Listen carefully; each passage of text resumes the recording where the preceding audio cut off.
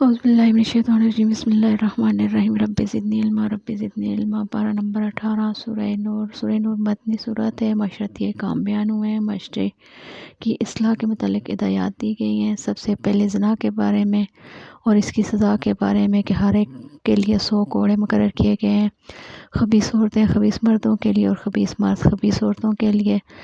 پھر گھر میں داخلے کی اجازت کے متعلق کہ جب بھی کہیں جانا ہو کسی کے گھر تو پہلے اجازت مانگ لیا کرو۔ نبی پاک صلی اللہ علیہ وسلم کا قاعدہ یہ تھا کہ آپ صلی اللہ علیہ وسلم کسی کے گھر جاتے تو دروازے کے دائیں یا بائیں جانب کھڑے ہو کے پہلے اجازت مانگتے۔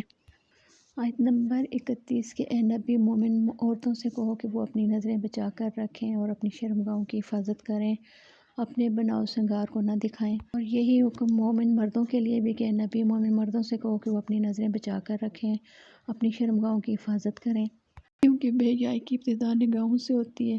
اللہ کے نبی نے فرمایا کہ آدمی اپنے تمام حواس سے زنا کرتا ہے، دیکھنا آنکھوں کا زنا، لگاوٹ کی بات کرنا زبان سے،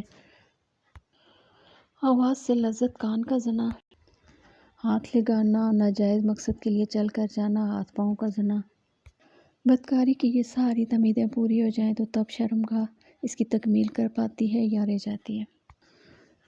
جو لوگ بےہودہ خبریں اور افواہیں پھیلائیں مسلم معاشرے میں سزا کے مستحق ہیں۔ نکاح کی طرف توجہ دلائی گئی کہ جب بچے بالغ ہو جائیں تو ان کا نکاح کر دیا جائے۔ پھر توبہ اور استغفار کی اہمیت، توبوا الی اللہ جمیعا، اے مومنو مل کر اللہ سے توبہ کرو، توقع ہے کہ تم فلاح پاؤ گے، لعلکم تفلحون۔ آخری آیات کہ زمین و آسمان میں جو کچھ بھی ہے سب اللہ کا ہے، تم جس روش پر بھی ہو اللہ اس کو خوب جانتا ہے۔ جس روز تم لوگ اللہ کی طرف پلٹ کر آؤ گے وہ تمہیں بتا دے گا کہ تم دنیا میں کیا کچھ کر کے آئے ہو، وہ ہر چیز کا علم رکھتا ہے۔ سورہ فرقان، دعوت حق اور پھر اس سے انکار کرنے والوں کے لیے برے نتائج، حضرت موسیٰ علیہ السلام اور نوح علیہ السلام کی قوم کا ذکر۔ آیت نمبر 62 تبارک الذی نزل الفرقان علی عبدہ لیکون للعالمین نذیر۔ نہایت متبرک ہے وہ جس نے یہ فرقان اپنے بندے پر نازل کیا تاکہ سارے جان والوں کے لیے نذیر ہو۔ فرقان یعنی دو چیزوں کو الگ کرنا۔ آیت نمبر 63 تا 77 عباد الرحمن کی صفات۔ جو اپنے رب کے حضور سجدہ کرتے ہیں، قیام میں راتیں گزارتے ہیں، جو جہنم کے عذاب سے بچاؤ کی دعائیں مانگتے ہیں، جو اعتدال پر قائم رہتے ہیں، نہ فضول خرچی کرتے ہیں نہ بخل کرتے ہیں، جو اللہ کے ساتھ کسی کو شریک نہیں کرتے، جو زنا سے بچتے ہیں، جو توبہ کر کے اپنی اصلاح کرتے ہیں، اللہ تعالیٰ فرماتے ہیں کہ ان کی برائیوں کو میں بھلائیوں سے بدل دوں گا۔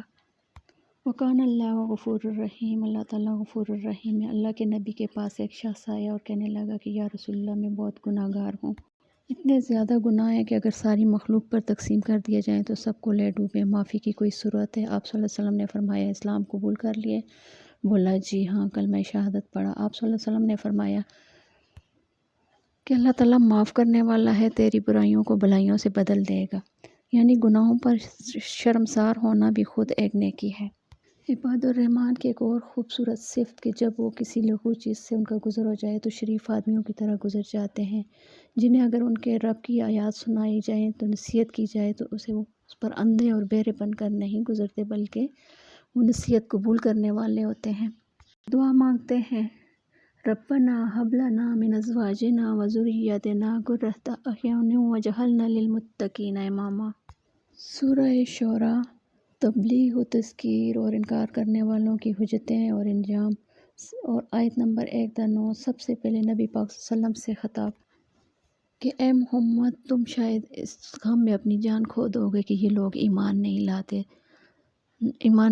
ہم چاہیں تو آسمان سے ایسی نشانیاں نازل کر سکتے ہیں کہ ان لوگوں کی گردنیں اس کے آگے جھک جائیں۔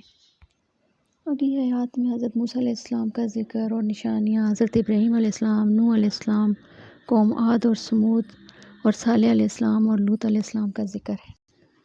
سورہ نمل، یہ آیات ہیں قرآن اور کتاب مبین کی ہدایت اور بشارت ہے ایمان لانے والوں کے لیے جو نماز قائم کرتے ہیں، زکوٰۃ دیتے ہیں، پھر وہ ایسے لوگ ہیں جو آخرت پر ایمان رکھتے ہیں۔ حقیقت یہ ہے کہ یہ لوگ آخرت کو نہیں مانتے، ان کے لیے ہم نے ان کے کرتوتوں کو خوشنما بنا دی ہے اس لیے کہ وہ اس میں بھٹکتے پھرتے ہیں۔ یہ وہ لوگ ہیں جن کے لیے بری سزا ہے۔ یعنی جو آخرت کو نہیں مانتے، اللہ تعالیٰ فرماتے ہیں ان کے لیے میں نے دنیا کو خوشنما بنا دیا ہے، ان کی ساری تگ و دو دنیا ہی تک محدود رہتی ہے۔ اور ان کے برعکس جو نماز قائم کرتے ہیں اور زکوٰۃ دیتے ہیں ان کے لیے بشارتیں ہیں اللہ کے ہاں۔ قرآن کی رہنمائی سے فائدہ وہ لوگ اٹھاتے ہیں جو آخرت کو مانتے ہیں، جو اس حقیقت کو مانتے ہیں۔ سورہ نمل میں 3 سیرتوں کے نمونے پیش کیے گئے ہیں۔ نمبر 1، فرعون اور قوم سمود اور لوط اور آخرت سے بے نیازی۔ نمبر 2، حضرت سلیمان علیہ السلام، دولت، حکومت، شان و شوکت اس قدر کہ جس کا کوئی خواب بھی نہیں دیکھ سکتا، لیکن اس کے باوجود اللہ کے ہاں جوابدہی کا احساس جو ہے سب اللہ کی عطا ہے۔ اور ملکہ سبا جو عرب دولت مند قوم پر حکمران تھی، تمام اسباب جو انسان کو غرور نفس میں مبتلا کر سکتے مہیا تھے، لیکن جب اس پر آخرت کی حقیقت واضح ہوگی تو حق واضح ہو گیا اس پر۔ جب حق واضح ہو گیا تو پھر شرک چھوڑنا آسان ہو گیا۔ آیت نمبر 64 امن خلق السماوات والارض، بھلا کون ہے جس نے زمین و آسمان کو پیدا کیا۔ اللہ تعالیٰ اپنی نعمتوں کا ذکر فرماتے ہیں اور ساتھ ہی ایک سوال کرتے ہیں، امن یجیب مضطر اذا دعا ویکشف السوء، کہ کون ہے جو بے قرار کی دعا سنتا ہے جب وہ اسے پکارتا ہے، کون اس کی تکلیف کو دور کرتا ہے۔ کیا اللہ کے ساتھ کوئی اور ہے یہ کام کرنے والا؟ مگر تم لوگ کم ہی سوچتے ہو۔ وآخر دعوانا ان الحمد للہ رب العالمین۔